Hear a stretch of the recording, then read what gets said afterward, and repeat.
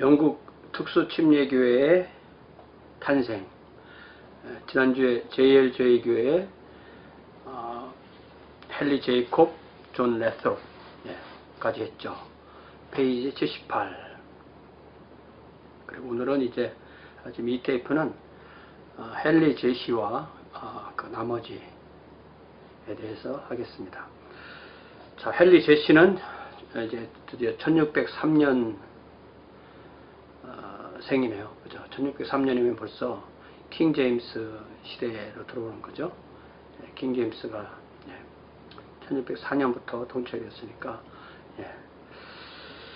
요크주의 웨스트 로톤에서 영국 국교회 사제의 아들로 태어났다. 그러니까 아버지가 사제. 그러니까 이미 그때는 영국 국교회가 확립되고 영국 국교회는 목회자가 결혼을 하는 그런 교회이기 때문에 영국 국교회의 사제의 아들로 태어났다.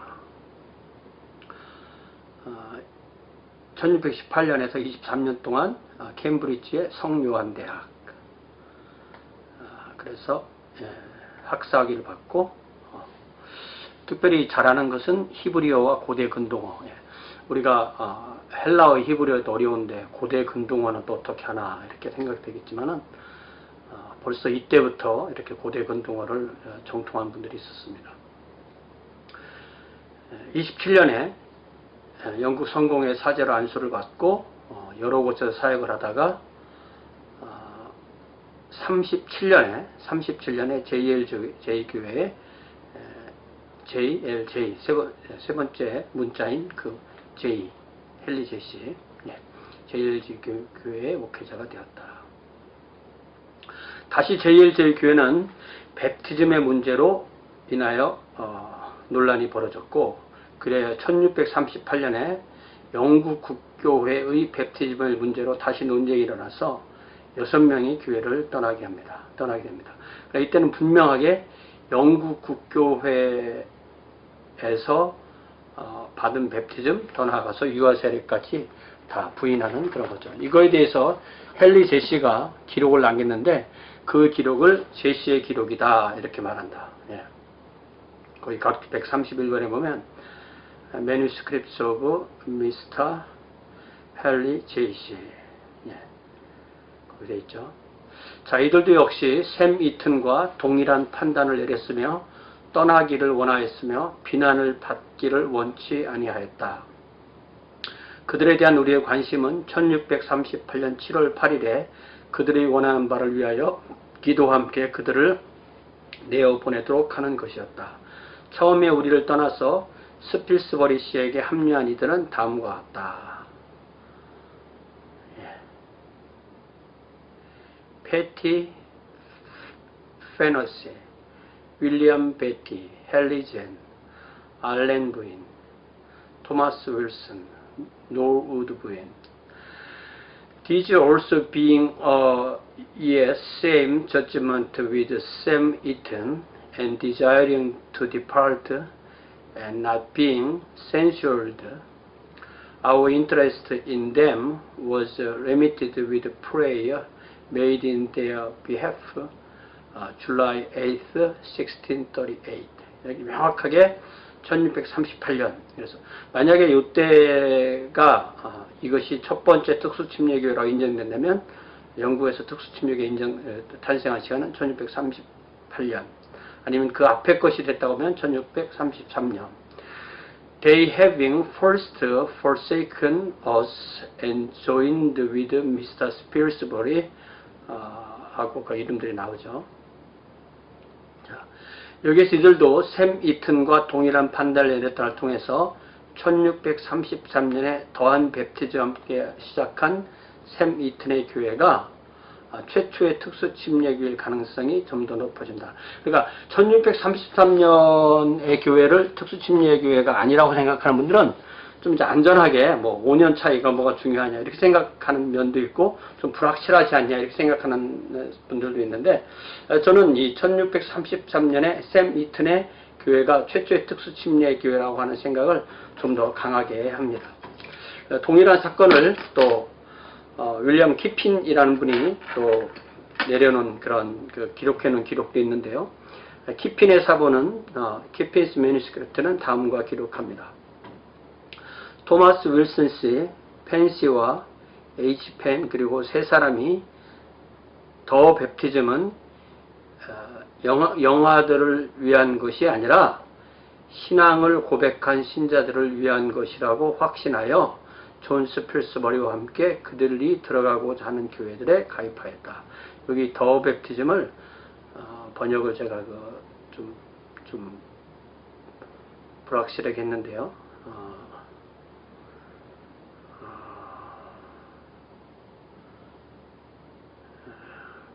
팹티즘은 이렇게 해야 될 것 같아요. 그죠? 더가 거기에 들어갈 필요가 없습니다. 자, 영어로 되면, 자, 미스터 토마스, 윌슨, 토마스 윌슨, 미스터 펜, and H. 펜, and three more being convinced that baptism was not for infants, but professed believers joined with Mr. John Spilsbury, the church's favor desired therein. 분명하게 여기서 팹티즘은 영아들에게 주어서는 안 되고 신자들에게 주어야 한다. 이것이 이제 침례교의 가장 중요한 특징이 되는 것이기 때문에 키핀의 사본도 중요한 역사적인 자료로 그렇게 이 교회가 침례교회다라는 것을 인정하는 거죠. 자, 다음 페이지 80페이지에 이처럼 이들은 결국 교회를 탈퇴해서 이튼 무리가 세운 교회이며 이제는 존 스필스버리가 목회하는 교회에 합류합니다. 그래서 이 부분에 대해서는 자료가 불확실해서 어떤 사람은 세미튼의 교회와 스필스 교회를 다른 회종으로 보기도 하고 어떤 이들은 세미튼이 이 당시에 감옥에 갔고 존 스필스버리가 이 교회 목사가 되었다고 주장하고 또 더 나아가서 어떤 이들은 1634년에 분리된 교회를 세운 이는 존 스필스버리라고 세미튼은 의가 아니라 그 후원자였다고 주장하는 주장이 서로 다르지만 분명한 것은 대다수의 학자들의 가장 늦은 연도로 영국 특수침례교회 탄생해로 잡는 것이 1638년, 가장 빠른 해로 잡는 것이 1633년. 왜냐하면 이들은 칼뱅주의 신학을 갖고 제한속죄설, 특별속죄설을 특수속죄설을 믿고 신자의 침례를 주는 그런 교회였기 때문이다.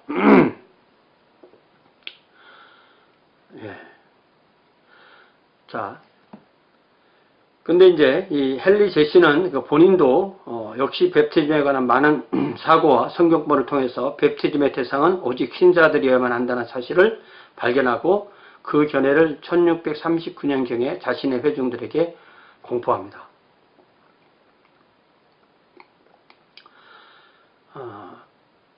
1640년 3월 교회는 상호간의 합의에 의해서 절반은 하찬 베어본 씨, 절반은 헨리 제이시 씨와 함께 되었다. 1640, third month, the church became two by mutual consent, just half being with Mr. P. 베어본. P는 이제 praise God, praise God, 이 베어본의 이 별명이 praise God인데 그걸 P만 썼기 때문에 저도 하찬 이렇게 말을 바꾸는 거예요. 하찬이 뭔가 하시죠? 자, and the other half with Mr. Henry J.C. 이렇게 됐습니다. 그러니까 39년에 제시가 발표하고 40년 3월에 이제 교회를 평화롭게 둘로 나누었는데 하나는 유아 세례를 인정하는 회중교회 그리고 하나는 유아 세례를 인정하지 않는 침례교회, 특수침례교회 이렇게 분열되는 것입니다. 이처럼 제2제 교회는 다시 두 개로 분열되었고 헨리 제시는 절반의 교회로 신자의 팹티즘을 주는 교회를 시작했고 그래야 이 교회가 두 번째 혹은 세 번째 특수침례교회 탄생으로 그렇게 되는 것입니다. 그런데 헨리 제시는 1945년까지는 침수침례를 받지 않았습니다. 그런데 마침내 그도 자신의 확신을 행동으로 옮겨서 1645년 6월 헨서드 노리즈에게 침수침례를 받습니다. 그리고 이후에 교회를 옮겨서 런던의 우드몽거스 홀에서 모이는 특수침례교회 목사가 되고 그때까지 사망하게 되는 1663년까지 사역을 하게 됩니다. 헨리 제시는 많은 성도들이 자기 교회에 조인했지만 침수 침례를 받아야만 우리 교회의 회원이 될 수 있다는 그 크로스드 멤버십을 채택하지 않고 침수 침례를 받지 않아도 우리 교회 회원이 될 수 있다라는 것을, 이것은 이제 오픈 멤버십이라고 그래요. 또 성찬식도 오픈되어 있다면은 침례를 받지 않아도 성찬에 참여할 수 있고, 또 침례를 받아야만 성찬에 참여할 수 있다면 크로스드 성찬, 그렇게 말합니다. 자, 그러면 이 베어본이라는 목사님은 어떻게 됐느냐? 제1제일교회 나머지 반이 1632년에 이 교회의 회원으로 조인했던 하나님을 찬양하라, Praise God, 베어본의 이 계속 남아서 구별되어 나갔기 때문에 그분이 목사가 되었습니다. 이분은 원래 가죽 교역상이었는데 그를 따르는 회중들의 교회는 런던의 플리트 스트리트에 있는 베어본의 집에서 모이게 됩니다. 그때 그의 형제가 2명이 있었는데 그들 형제들도 별명들이 그리스도께서는 구원하시기 위해서 세상으로 오셨다, 베어본. Christ came into the world to save 베어본. 또 하나 형제는 만일 그리스도께서 돌아가지 않으셨다면 당신이 저주를 받았어야만 했다, 베어본. If Christ had not died, thou hadst been damned, 베어본. 이 Praise God, 베어본은 크로멜의 추종자였고 크로멜의 의회에서 중추적인 역할을 했기 때문에 1653년 의회는 그의 정적이 그의 이름을 따라서 베어본 의회로 불리기도 합니다. 그러니까 베어본은 회중교회 목사이기도 하고 또 정치, 의회 의원으로서 정치도 해서 크로멜 밑에서 그 영국 그 팔리아멘트라고 부르는 의회를 끌어간 그런 지도자입니다. 베어본은 비록 거짓된 교회에 집행되어지는 것이라 하더라도 영국 국교의 베프티즘은 유효한 것이라고 믿습니다. 그러니까 이것이 분명히 침례교와는 다른 견해인 거죠. 1645년 그는 유아들에게 세례를 주는 것의 합법성에 대한 변호, A Defense of the Lawfulness of Baptizing Infants 라는 것을 출판합니다. 이는 헨리 제시가 유아 세례에 대해서 비판한 것에 대한 응답입니다. 이렇게 사람들이 자신들의 그 견해를 서로 다르게 할 때마다 그 발전된 자신들의 이름을 책으로 써내니까 후세 사람들이 그것을 보고 이 사람들이 어떤 생각을 하는가를 알게 되는 것입니다.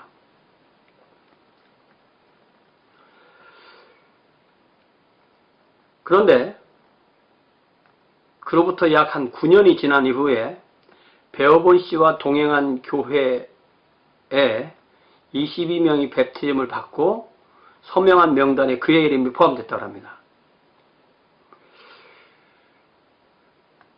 그래서 이게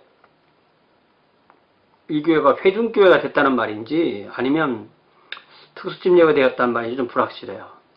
As of the church that walked with Mr. 베어본.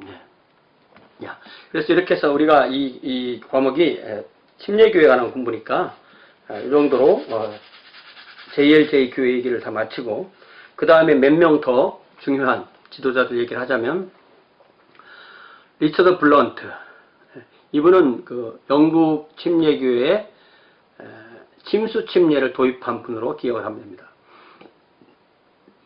그는 1633년 세뮤얼 이튼과 함께 JLJ 교회에서 분리해서 나온 17명 중에 한 명이었고, 베프티즘은 그 대상이 신자의 베프티즘일 뿐만 아니라 그 방식이 침수 침례해야 된다고. 침수 침례, 베프티즘 by immersion와 dipping.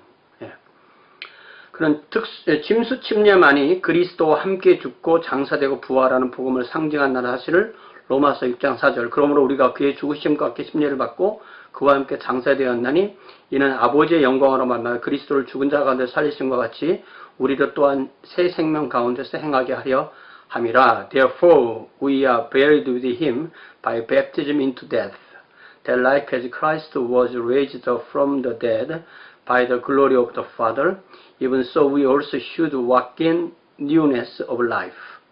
또 이 말씀과 함께 골로새서 2장 12절, 너희가 침례로 그리스도와 함께 장사되고 또 죽은 자들 가운데서 그를 일으키신 하나님의 역사를 믿음으로 말미암아 그 안에서 함께 일으키심을 받았느니라. Buried with him in baptism, wherein also you are risen with him through the faith of the operation of God, who has raised him from the dead.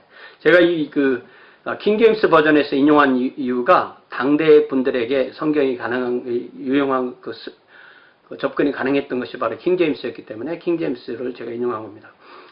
자, 이게 뵙티즘의 이제 대상이 아니라 뵙티즘의 형식에 관한 얘기인데요. 뵙티즘의 형식은 물속에 몸을 담그는 것이 되어야만 장사와 부활을 상징할 수 있다는 확신을 갖게 되었다라고 이제 정리가 된 거죠.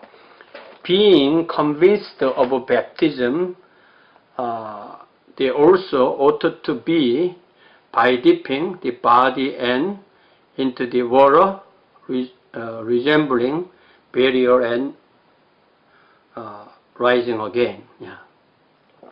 그러니까 물이 있고 침례를 받기 위해서 물에 섰을 때는 아직 예수님을 안 믿었을 때, 자연인인 세상인인 그것을 상징하고, 이제 그 몸이 물에 들어가기 시작해서 물에 완전히 들어갔을 때가 사망, 그리고 물 속에 잠겨 있을 때가 장사, 물에서 나올 때가 부활, 그리고 섰을 때가 새 사람, 이렇게 상징하는 것이 맞고, 이것이 예수님과 함께 죽고 장사되고 부활하는 것을 가장 잘 의식으로 표현하는 것이다, 이렇게 믿는다는 거죠. 그래서 이렇게 침수 침례가 있고, 이걸 좀 약화한 것이 머리나 몸에 물을 3번 붓는 거, 관수라고 하죠. 관수.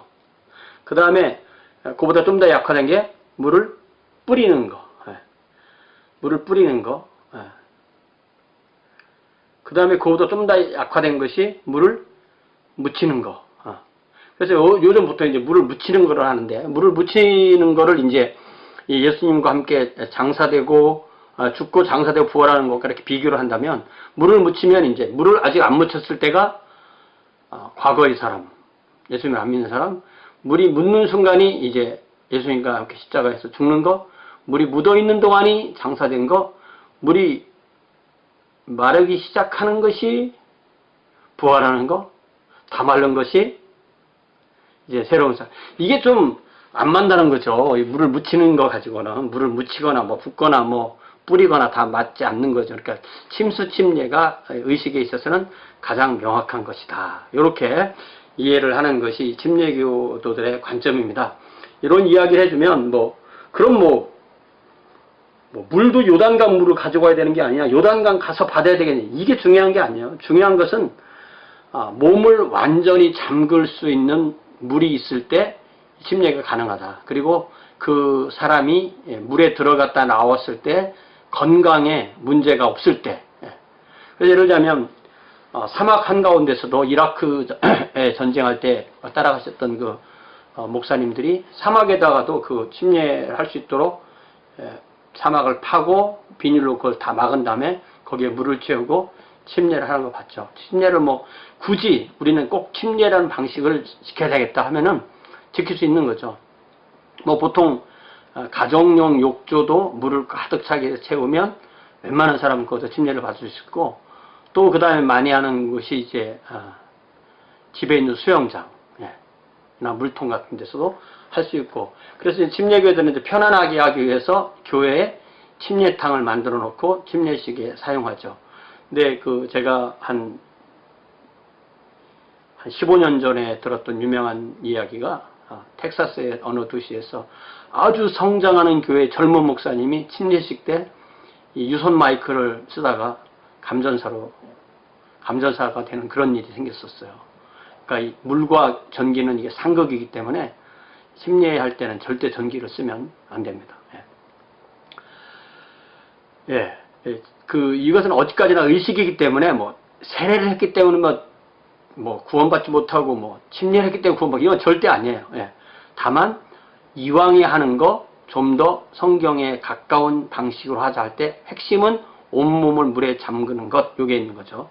자, 리처드 블런트와 회중들은 이처럼 침수 침례가 성경적이라는 결론에 도달했고 기쁨에 넘쳤지만 침수 침례를 어떻게 하는지 본 적이 없으니까 알지 못했어요. 그래서 키핀이 남긴 기록에 보면 이렇게 됩니다. 그래서 그 침수 침례에 대하여 크게 즐거워하며 기도와 모임에 그때까지는 영국 안에 믿음을 고백한 자들에게 있어서 침수 침례를 행하는 이들이 아무도 없었으며 네덜란드의 몇몇 사람들이 침수 침례를 행하고 있다는 사실을 들어서 그들은 네덜란드어를 할 줄 아는 리처드 블런트 씨를 추천서와 함께 써 보내기로 합의하였으며 그는 그곳에서 친절하게 영접을 받았고 그곳의 교사인 조나단 바테의 편지를 가지고 돌아왔으며 그를 보내었던 바로 그 교회로 돌아왔다. 네. 그래서 이 리처드 블란트가 이제 네덜란드로 할 수 있었기 때문에 이제 파송을 받았다는 얘기인데요. 거기서 침례를 받고 왔다는 말인지 아니면 잘 보고 왔다는 말인지는 좀 불확실합니다. 예. And after prayer and conference about their soul enjoying it, now having them so practiced in England to professed believers, and hearing that some in the Netherlands had so practiced that agree and sent over Mr. Richard Blunt, who understood Dutch, with letters of commendation, 이게 제가 안경을 잘 안 보이네요. Who was kindly accepted there and returned with the letters from the Jonathan Betty, a teacher there, and from that church to such as sent him. 그래서 결국 이제 영국에는 침수 침례라는 그리스도인들이 있다는 소식을 몰랐기 때문에 이런 네덜란드 지역에 있는 아나베프티스트의 한 파에게 사람을 파송했는, 이 리서드풀을 파송했는데 그가 간 교회 이름이 콜리지안트스 교회예요. 이 콜리지안트스는 이 칼리지란 말이 있듯이 한국말 번역할 때 학료파인데 이거를 이제 발음을 읽으면 학료파가 되죠. 학료파. 왜 이런 별명이 붙었냐면 여기는 전 성도가 함께 성경을 연구했다. 참 이 침례교회의 전통인데 이분들이 먼저 이렇게 했던 거죠. 내지는 그들이 있던 도시의 이름을 따라서 린스버거스 교회라고 불렸던 이 네덜란드 메노나이트들에게 가서 이 침례를 배워오는 겁니다. 그래서 리처드 블런트가 보내주신 거죠. 이에 대해서 키핀의 기록은 계속해서 1941년에 리처드 블런트의 교회가 다 함께 침수 침례를 받는 내용을 이렇게 기록합니다. 그들은 다음과 같이 진행하였다. 즉 베프티즘은 온몸을 물에 잠그는 것에 의해서 행해져야만 한다고 깨닫게 된 사람들은 두 무리로 나뉘어 모였으며 그렇게 한 뒤에 그 의식을 행하기로 하였으며 모든 사람들이 함께 진행하기로 동의하였다. 그리고 난 후에 그들의 일부가 주저하였기 때문에 어떤 공식적인 말씀이나 언약을 하지 않는 것을 분명하게 하고 대신에 서로의 원함과 동의해서 각자가 신앙을 고백하였다. 그 두 무리는 서로 떨어져서 한 무리가 다른 무리에게 침례를 주었다. 이렇게 그것은 그들에 의해서 엄숙하게 진행되었다. They proceeded on therein with those persons they were persuaded baptism should be by dipping. The body had met into companies and did intend so to meet after this.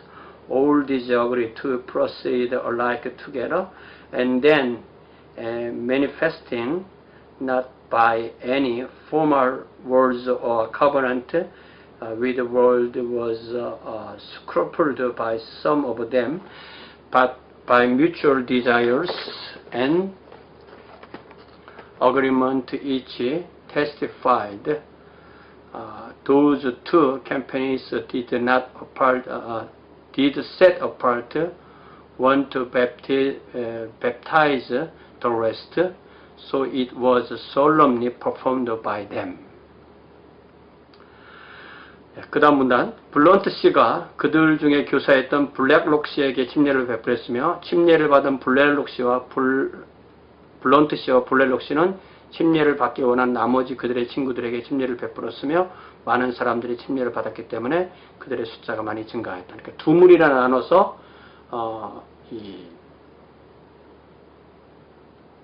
먼저 블런트, 그러니까 이 블런트가 만약에 침례를 받고 왔다고 치면 블런트가 블랙록에게 교사였던 블랙록, 그러니까 목사님이죠. 이 침례를 주고 또 블런트 씨와 블랙록이 각자 그 두 개로 나누어진 무리를 침례를 줬다는 거죠. 네. Mr. Blunt baptized Mr. Blacklock. There was a teacher amongst them, and Mr. Blunt being baptized, he and Mr. Blacklock baptized the rest of their friends that were so minded, and many being added to them, they increased much. 다 이제 키핀 사본에 나오는 내용들입니다. 이렇게 블런트가 블랙록에 침수 침례를 주고 이들이 침수 침례를 받기 원하는 이들에게 침례를 주었습니다. 그래서 이때 이 키핀 사본에는 침수 침례를 받은 사람의 명단이 53명의 명단이 나옵니다. 그래서 이들은 신조로 내려온 공식적인 신학 고백이나 구약성서의 언약에 의해서가 아니라 각자의 신앙 고백에 근거해서 침수침례를 합니다. 그러니까 이것이 어떤 말을 외우고 그런 게 아니라 본인이 믿는 믿음대로 고백하고 침수침례를 합니다. 이로써 1641년부터 영국 특수침례교는 최초로 공식적으로 또 집단적으로 침수침례라는 침례교회가 시작되는 것입니다. 또한 공동체의 모든 구성원들이 다 받는 것이 아니라 마음에 그런 확신을 갖는 사람만 받는 것으로 됐습니다. 그래서 영국 특수침례교회는 이 침수침례라는 그 첫 번째부터 오픈 멤버십, 침수침례를 반드시 받아야만 반드시 우리 교회 멤버십이 된다, 이렇게 생각하지 않았다는 거죠. 그러나 이상의 기록을 보면 알듯이 블런트가 네덜란드 침수침례에 대해서 견학을 하고 조언만 듣고 왔는지 그곳에서 침수침례의 역사적 개성을 위해서 직접 침수침례를 받고 왔는지는 불확실합니다. 그래서 침례를 받은 블런트 씨와 라는 말은 정확하게 언제 침례를 받았는지 좀 불분명한데 제가 이렇게 제 느낌에는 네덜란드 침례를 받고 온 것 같다는 그냥 느낌입니다. 이건 느낌이니까 그렇게 이해하시기 바랍니다. 자, 그 다음에 지도자 중에 한 명이 존 스필스버리인데, 존 스필스버리는 제1제 교회로부터 1638년에 6명의 회원이 분리해서 존 스필스버리 교회에 합류했다는 것에부터 이 존 스필스버리에 대한 기록이 나오기 시작합니다. 자, 이거 아까 읽은 거랑 똑같은 거죠. 네. 토마스 윌슨 씨, 팸 씨, H. 펜 그리고 3인이 백티즘 영화들을 위한 것이 아니라 신앙을 고백한 신자들을 위한 것이라고 확신하여 존 스필스버리 씨와 함께 그들이 들어가기 전한 교회들에게 합하였다. 그러나 침례교 역사가들은 스필스버리 교회와 세뮤얼 이튼의 교회 관계에 대한 불명한 사료를 갖고 있지 않고, 이들이 서로 다른 교회라면 이튼의 교회가 첫 번째 특수침례 교회, 스필스버리 교회가 두 번째. 그러나 다른 교회가 아니고 같은 교회일 수도 있다. 최소한 이 1638년에 이 스필스버리는 침례교회의 특징을 가지는 여러 가지 중요한 특징을 가진 영국 특수침례교 목사가 됩니다. 가장 중요한 특징이 신자의 베프티즘, 두 번째가 정치에 있어서 회중 정체, 장로 정체나 감독 정체가 아니라는 거죠. 신학은 칼뱅주의 신학, 칼뱅주의 신학에 의하면 특수침례교회죠. 그리고 종교의 자유, 이 종교의 자유는 이 침례교회의 아주 그 DNA처럼 확실하게 박혀있는 중요한 것이 됩니다. 종교의 자유를 주장한다는 얘기는 바꿔 말하면 국가교회를 거부하는, 국가교회가 있고 나머지에게 관용을 베푸는 그런 교회가 아니라 모든 종교, 모든 기독교 교파에게 또 예수님을 믿든 안 믿든 모두에게 동등한 자유를 주는 그런 것이 침례교회가 강조하는 종교의 자유이죠. 지난번에 우리가 그 토마스 헤르이즈가 일반 침례교회 제도자가 주장했던 거, 그들이 무슬림이 되든 그들이 불신자가 되든 그들이 이단이 되든 무슬림이 되든 또 무신론자가 되든 그거는 여러분들이 상관할 것이 아닙니다. 국가에게 손을 떼라는 거죠. 자, 블런트는 침수 침류의 회복을 위해서 역사적 계승을 고려했지만 스필스버리는 블런트의 네덜란드 여행을 무의미하다고 생각했다고 합니다. 스필스버리는 메노나이트들에게 계승을 구할 필요가 없다고 주장했습니다. 그는 신약 성서가 부여한 권위에 의해서 누구라도 침수 침례를 회복할 수가 있다. 시작이 있으려면 누구라도 처음이 되어야 된다. 만약에 중간에 여기서 끊겼다면 한 명이라도 이 세상에 남아있는 그 연결된 역사의 고리를 찾아야 되는지 아니면 누군가 새롭게 시작할 수 있어야 되는지. 그래서 이 역사적 계승을 강조하면 결국 로마 가톨릭 교회로 돌아가야 되는 거죠. 어쨌든 거기가 역사적인 동방 종교와 함께 같이 있으니까. 그러나 그렇지 않고 신학적으로 바른 것을 세우기 위해서 새로 시작하는 사람은 그런 역사적 계승을 좀 결국 그렇게 중시하지 않는다는 것입니다.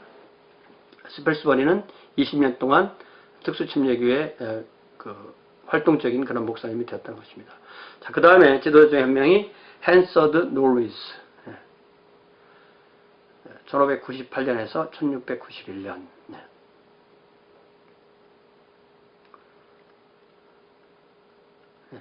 이거는 제가 페이퍼를 읽고 정리한 겁니다.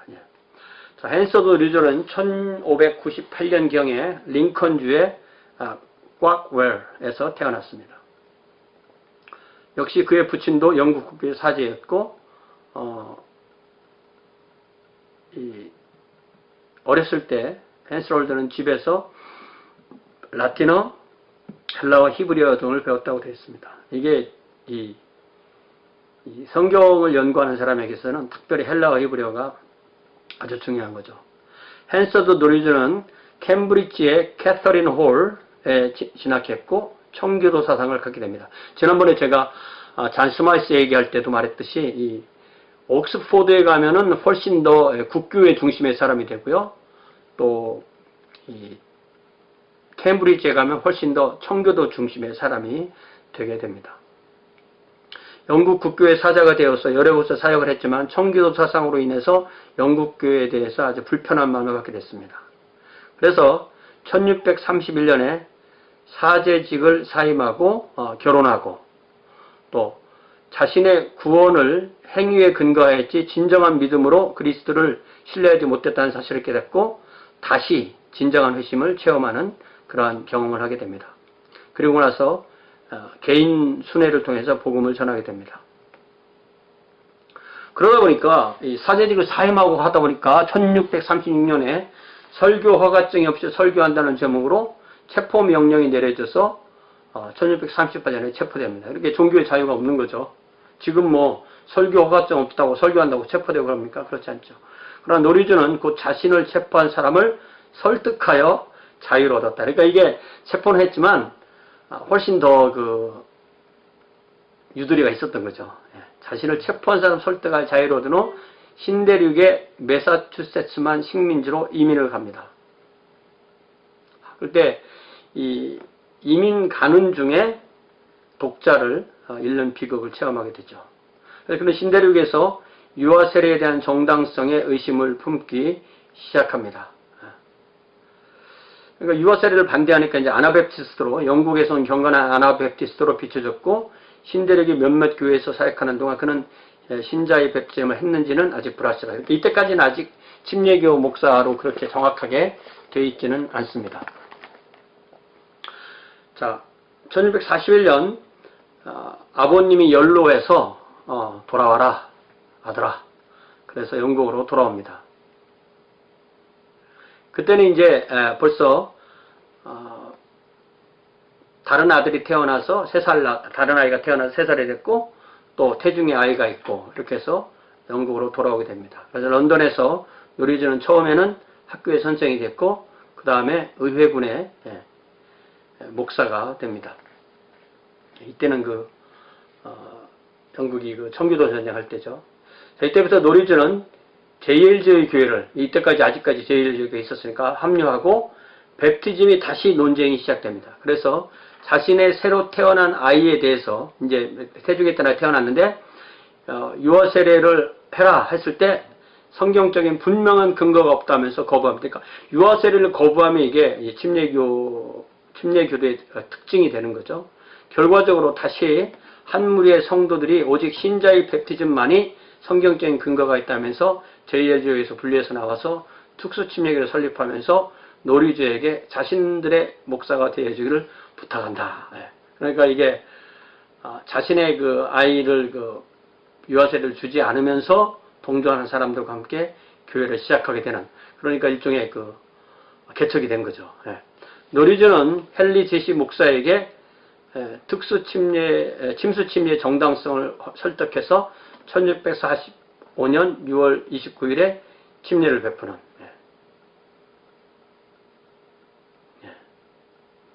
노리주 본인이 언제 침례를 받았는지는 잘 안 나오죠. 그래서 언제 받았는지는 모르는 것 같아요. 그래서 노리주와 특수 침례교 목사들은 장로교 목사들과 함께 유아 세례와 베프티즘에 관한 공적인 논쟁을 하기도 했다. 이런 생산적인. 우리 학생들 중에서도 지금 침례교회, 장로교 그런 배경을 서로 다르게 가진 분들이 있기 때문에 이런 것들이 좋은 하나의 예가 된다고 볼 수가 있습니다. 노리주는 그 이후에 여러 교회에서 목회하면서 국가 권력에 의해서 체포되고 투옥되기도 했지만 그때마다 성경적인 입장을 강력하게 옹호해서 석방되는, 이게 국가를 대상으로 자신의 신앙을 얘기하고 그것이 통해서 석방된다는 것은 대단한 거죠. 당시에 영국 국교회에서 이탈하였으나 어느 교회에도 가담하지 않은 성도도 있었는데 이들을 구도자라고, 오늘날로 말하면 가나안 성도 비슷한 사람이죠.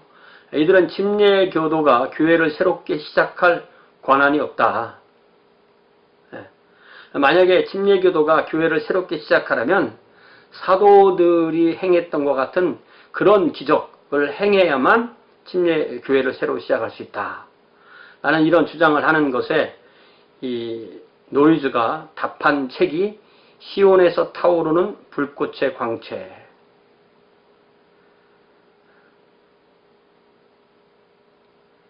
이 번역이 참 잘 되나 모르겠어요.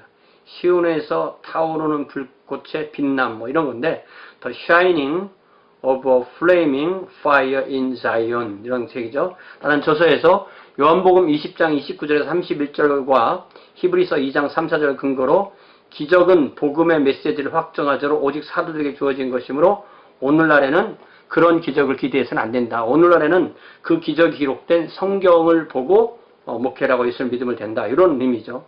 그렇다고 해서 노이즈가 치유의 은사 같은 또 그런 은사를 전면 거부한 것은 아닙니다. 은사 중단론자들은 거의 모든 이런 초자연적 은사를 다 거부하는데 이분은 그렇지 않다는 거죠. 노리즈는 하나님은 당신의 백성을 치유를 위해서 기도하면 기적적으로 치료하신다고 그렇게 믿었습니다. 우리가 야고보서 5장에 나오는 것처럼 우리가 그렇게 우리의 육신이 또 아프고 또 혹시 죄가 있고 그랬을 때 교회의 지도자들, 장로, 오늘날로 말하면 목사나 신부나 또 감독이나 이런 분들을 모셔서 기도를 할 때 하나님께서 치료하신다 이런 얘기죠. 노리즈는 1670년 감옥에 갔다 온 이후에 중병에 걸려서 병사에 놓게 됩니다. 이분이 그러니까 얼마나 감옥에를 많이 드나드는 거예요. 그때 윌리엄 키핀과 바바소르 포웰 이 그를 방문해서 기름을 바르며 밤과 낮으로 여러 사람과 함께 기도를 한 그런 일이 있습니다. 우리도 병원에도 가고 또 쉬기도 하고 잘 먹고 또 이러면서 또 기도도 하고 이렇게 하는 거죠. 그때 이 노리주도 완전히 나았고 또 1689년에는 벤자민 키츠가 중병에 걸렸을 때 노리주가 그를 신방해서 기도함으로 성경의 히스기야왕이 그랬던 것처럼 이 벤자민 키츠가 15년을 더 살게 되는 일도 있었다. 노리즈는 1691년에 벤자민 키츠는 1704년에 사망했다. 이게 무슨 얘기냐면은 사도들과 같은 그러한 기적을 행하지 않아도 교회는 세울 수 있다. 그런 기적을 기대하지 말아라. 그러나 다른 또 기적들은 오늘날에도 그대로 있을 수 있다. 사도들과 똑같은 기적을 뭐 일으킬 수 있으면 좋겠지만 그런 기적이 없다고 해서 거짓된 뭐 목회자다, 사도 이렇게 말할 수는 없다는 얘기죠. 노리존을 라틴어, 히브리어, 헬라어 등의 문법책도 조술할 정도로 이쁜 부분에 교회가 깊었다는 거죠. 자, 8번째, 윌리엄 키핀. 우리가 계속 나왔던 어떤 역사를 남긴 윌리엄 키핀은 1616년생이다. 1616년 JLJ 교회가 탄생한 해죠. 1616년 JLJ 교회가 탄생할 때 윌리엄 키핀도 탄생했다. 런던에 태어났고 9살 될 때 전염병으로 양친을 잃고 키핀은 고아가 되었다.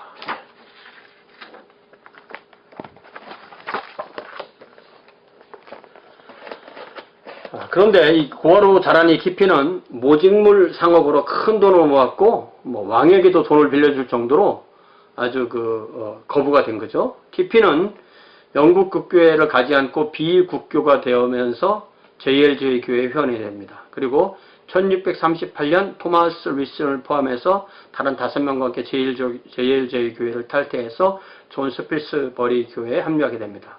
그러나 곧 강단권에 대해서 존 스필스버리와 이견을 가지고 JLJ로 복귀합니다. 이게 뭐냐면은 윌리엄 키핀도 설교를 좀 하고 싶다 이렇게 했는데 아마 안 시켜준 것 같아요. 그러나 1641년 다시 최근에 신대를 수도한 헨리 헨서드 노리지의 갓 태어난 아이에 대한 유아 세례에 관한 논쟁으로 JLJ 교회 안에 논쟁이 났을 때 똑같은 얘기죠. 아까 그 얘기입니다. 헨서드 노리지는 자신의 아이가 유아 세례를 받는 걸 거부하였고 JLJ 교회는 칼뱅주 신학원인 독립교회로서 자녀의 유아세례를 해주는 것을 성도의 요구하였던 이때 윌리엄 키핀과 일부의 성도가 헨서드 노리지와 같은 입장에서 그를 지지하는. 그래서 이제 먼저는 헨서드 노리지와 함께 교회를 갔다가 1644년에 영국의 새로운 특수침략이 탄생했을 때 윌리엄 키핀은 그 교회 목회자로 초청을 받아서 그 이후에 1644년에 태어나서 1701년에 죽으니까 60년까지는 안 와도 거의 한 56년 정도를 강력한 이러한 특수침략 제조자로 활동을 하게 됐다. 키핀이 중요한 것은 영국 특수침략의 탄생에 관한 역사 자료를 남겨놓았는데 이것을 키핀의 사본이라고 한다. 그래서 아까 우리가 말하는 제시의 사본, 키핀의 사본 이런 것을 통해서 우리는 이 영국 특수침략의 탄생에 대한 여러 가지 이야기를 복원해낼 수가 있는 거죠. 자, 그래서 1644년에 런던에만 7개의 특수침략교회가 있었다. 이들이 제1차 런던 신앙고백서를 발표하면서 특수침례교회는 칼뱅주의 신학, 특별히 이제 제한속죄설, 그 다음에 회중정체, 종교의 자유, 그 다음에 신자의 침수침례, 이런 것들이 침례교회, 여기 이제 칼뱅주의 신학을, 아르메니우스 신학을 빼면 일반 침례교회 되는 거죠. 이렇게 해서 침례교의 특징이 완전하게 세워지는 그런 교회들이 되었다는 거죠. 자, 그 다음 페이지, 87페이지에 보면, 우리 뉴올리언즈 신학교에서 가르치시는 교수님들이 만들어 놓은 표를 제가 좀 더 복잡하고 좀 더 자세하게 지금까지 공부한 이 특수침례교회의 탄생의 이 도표를 한번 만들어 본 거예요. 왜냐하면 너무 복잡하니까 이 얘기가 이거를 자기가 이렇게 읽어가면서 이 도표를 봐가면서 자기가 이렇게 정리하지 않으면 이게 도대체 무슨 말이 이렇게 돼요. 이거를 외울 필요도 없고요. 아, 이게 이 JLJ 교회에서 이렇게 많이 분리되어 나왔구나. 그래서 이걸 다시 한번 보면요. 헨리 제이콥이 JLJ 교회를 만들었던 데는 1616년이고 제이콥이 목회할 때는 22년까지입니다. 1619년에 최초의 분열이 일어났었습니다. 이것은 그냥 특수침례교회는 아닙니다. 그리고 22년에 제이콥이 사임해서 버지니아로 갔고 22년부터 24년까지는 목회자가 없었고 두 번째 목사가 존 레스로인데 JLJ 교회 JL이 된 거죠. 24년부터 34년까지. 그래서 1630년에 다시 분열했는데 이것은 분리주의 교회였다. 아직 침례교회가 아니다. 그리고 1632년에 레스토르와 회중들이 투옥됐고 그 사이에 1633년에 샘 이튼과 마크 루커와 리처드 블런트 등 13명, 17명이 분열했는데 이때 이들이 더한 뵙티즘을 받았다고 한다. 이 더한 뵙티즘이 유아 세례를 거부한 뵙티즘이었으면 이것이 첫 번째 특수 침례교회다. 저는 이걸 좀 주장하고 싶어요. 요게 저는 맞는 것 같아요. 그리고 34년에 레스토르를 추록해서 매사추세로 이주해서 다시 37년까지는 단임 목회자가 없었다. 자, 그 다음에 JLJ의 헨리 제시가 이제 목회자가 되는데 3대 목사이고 이때는 39년까지 목회를 했다. 그래서 이 1633년 교회의 어느 때에 존 스필스버리가 그 교회에 합류했고 그래서 1638년에 다시 분열해서 나간 무리가 이 존 스필스버리 교회에 합류했기 때문에 1633년에 이 분열을 특수침례가 아니라고 한다면 1635년이 첫 번째가 되는 거고 그렇지 않으면 이것이 바로 1633년 것이 특수침례라고 이것이 두 번째가 되는 것이다. 그래서 첫 번째냐 두 번째 이렇게 한다는 말이죠. 자, 이제 이 헨리 제시와 프레이즈가 베어본이 서로 교회를 합의해서 둘로 나눈 교회가 이 JLJ 교회의 절반을 분리해서 교회를 하는데 1640년이고 그래서 헨리 제시의 교회가 특수침례교회가 되는 거고 또 베어본의 목사의 교회는 독립교회가 되는 거고 자, 그 다음에 요 스필스버리가 목회했던 이 교회가 1641년에 블렌트와 블랙노기에서 53명이 침수침례를 받은 그 같은 교회죠. 그리고 이 베어본의 교회에 이 JLJ 교회 독립교회에 다시 헨서드 노리즈가 합류했다가 거기서 분리해서 나와서 신자의 뵙침을 하는 특수침례를 세워서 이것이 네 번째 침수침례. 그 다음에 요 베어본 교회 목사가 다시 또 베어본도 침례를 다시 받았다라고 했다고 봤을 때 이게 특수침례교회인지 회중교회인지는 좀 불확실한데 이것도 특수침례일 가능성이 큰 거죠. 그래서 결과적으로 1644년 그러니까 44년이니까 한 10년도 안 돼서 길게 잡아서 10년도 안 돼서 짧게 잡으면 한 5, 6년 만에 런던에만 7개의 특수침례교회가 있었다. 이렇게 해서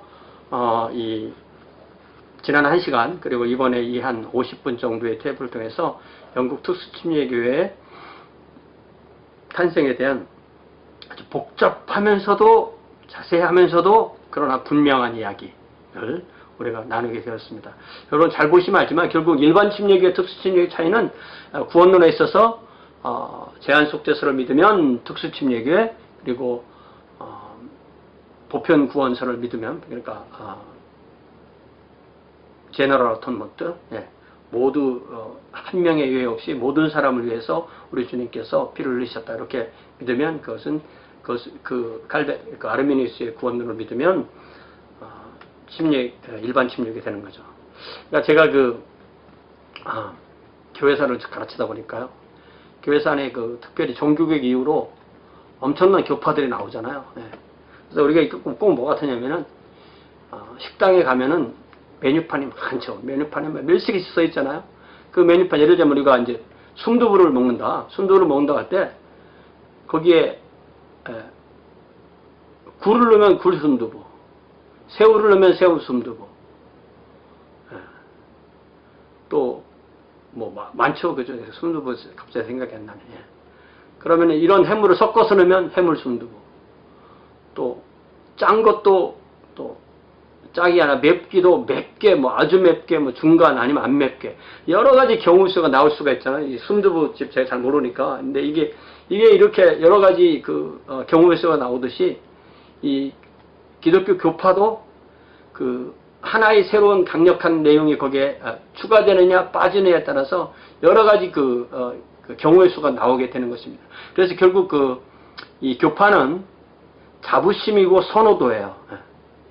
자부심이고 선호도입니다. 그래서 어떤 사람이 굴순두부가 최고야 라고 말하는 거는 이제 자부심이죠. 나는 굴순두부가 최고야. 근데 그 사람이 만약에 이 굴순두부를 먹지 않고 이 새우순두부를 먹는 것들은 다 죽여야 돼. 아니면 새우순두부를 먹는 사람들은 돈을 더 내야 돼. 아니면 뭐 감옥에 보내야 돼. 뭐 신체를 절단해야 돼. 이런 식의 말도 안 되는 것 같지만 이런 식의 그 사고로 가졌던 것이 너무나 많단 말이에요. 예를 들자면 우리가 그렇게 많이 얘기하는 영국의 필그림 화들스 1620년에 이 사람들이 그 잔 스마이스와 함께 영국에서 함께 신앙생활했던 사람들 아니에요. 이 사람들이 미국으로 와서 회중교회를 국교로 삼으면서 자기들에게 찬성하지 않는 사람들을 그런 식으로 감옥에 가두고 벌금 물리고 또 재산을 강탈하고 또 심지어 뭐 어떤 사형까지도 가는 그런 일들을 벌였잖아요. 그래서 우리가 같은 삼위일체 하나님을 믿으면서 이 종교적으로 이런 핍박을 해서는 안 된다라는 것을 강력하게 주장한 사람들이 바로 침례교도들의 탄생의 배경이 되는 것입니다. 침례교도들의 가장 특징은 결국 침수침례와 종교의 자유. 그래서 앞으로 이 이야기는 계속 나오게 돼요. 그래서 우리가 이 침례교사 마칠 때쯤 되면 그것이 거의 우리의 정신이 딱 될 정도로 되는. 그래서 이 침례교회사를 공부하지 않으면 굳이 침례교도라는 그 정체나 침례교도의 자부심이나 침례교회가 어느 방향으로 가는지에 대해서 가야 되는지에 대해서 잘 모르게 돼요. 또 본인이 침례교인이 아니어도 야 침례교인이 뭐냐라고 물어볼 때 그저 잘 알지도 못하면서 나쁘다고 말하거나 또 잘 알지도 못하면서 좋다고 말하거나 근거가 없는 말이 되는 거죠. 그러나 여러분이 이 공부를 하면서 침례교도는 이래. 나는 이래서 나는 침례교도야. 침례교도는 이래. 이래서 난 침례교도가 아니야. 이렇게 말할 수 있는 분명한 근거를 배울 수 있는 것이 이 침례교회를 통해서 알게 되는 것입니다. 신학은 조직 신학은 그렇게 크게 차이가 나질 않아요.